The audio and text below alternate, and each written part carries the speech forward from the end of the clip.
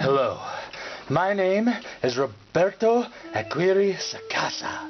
I wrote things like Big Love, Glee, Supergirl, comic adaptations of Stephen King's The Stand, and the B-movie The Town That Dreaded Sundown.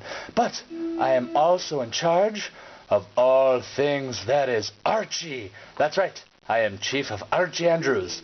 And, unlike Judas Ex Machina, I've actually done things creatively that people like. So him mocking me in this whole thing, in this slightly racist tone of voice, accent, if you will, is completely terrible. But you know what I like to think of more than Judas Ex Machina is Betty.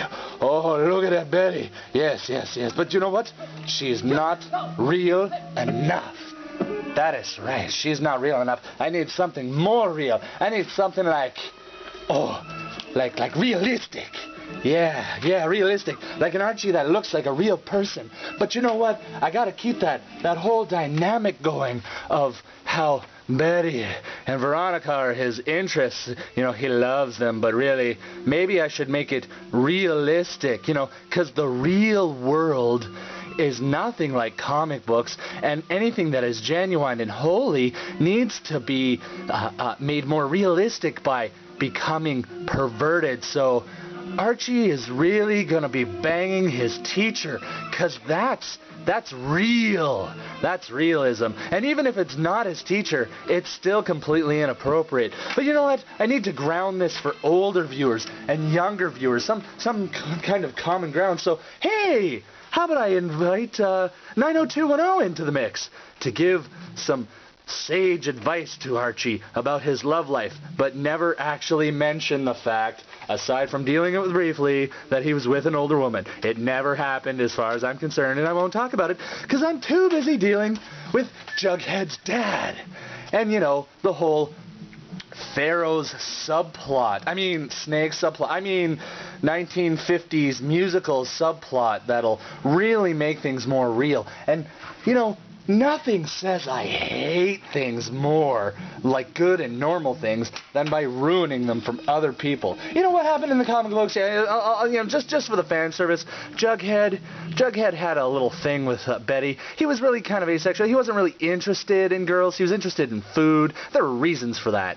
So, you know, I really feel that I've kind of brought you up to speed on the whole Riverdale thing. It's about as ridiculous as street gangs snapping their fingers and dancing and fighting and all that good stuff. And you know what would make more sense for this all to happen?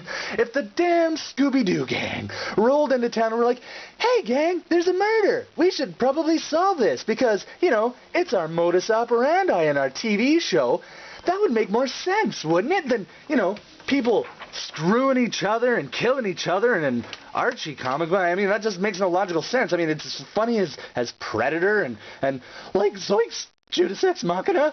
Get over it. It's a TV show. It is. Yeah, you should really just, like, get a hold of yourself. Yeah, I know, I'm playing with freaking cutouts because it's gotten me so emotionally involved in how irritated I am that I gotta do crap like this. I gotta make fun of West Side Story and Riverdale and mock these things because they're just